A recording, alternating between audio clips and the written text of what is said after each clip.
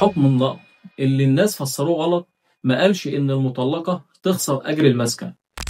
في الأيام اللي فاتت انتشر حكم لمحكمة النقض واتقال إنه بيسقط عن المطلقة أجر المسكن لو عندها شقة أو قاعدة عند أهلها، لكن الحقيقة الكلام ده غير صحيح بالمرة، والحكم نفسه ملوش أي علاقة لا من قريب ولا من بعيد بأجر المسكن أو نفقة المسكن بصفة عامة، لأن الموضوع الحقيقي للحكم إن الحكم عبارة عن دعوى طرد للغصب أقامها مالك شقة ضد زوجة مطلقة كانت مقيمة في مسكن الزوجين، والزوجة قدمت قرار حيازة وقتي صادر لها من النيابة العامة، والمحكمة رفضت دعوى الطرد على هذا الأساس.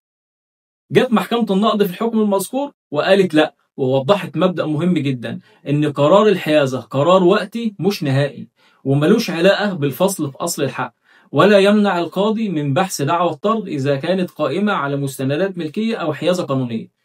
طيب فين الخطأ؟ الخطأ حصل لما ناس فسروا الحكم وقالوا إن معناه إن المطلقة لو عندها شقة أو ساكنة عند أهلها تسقط عنها نفقة أو أجر المسكن، وده كلام ملوش أي أساس من الحكم، لأن القضية أصلا زي ما قلنا كانت بين مالك شقة وسيدة مقيمة فيها، مش بين مطلقة وطليقها. الخلاصة الحكم ده بيتكلم عن حدود حقية قرارات الحيازة الوقتية، ملوش علاقة بالنفقة ولا بأجر مسكن الحضانة، واللي فسروا كده بيضلل الناس، وواجبنا إننا نصحح المفهوم ده للناس.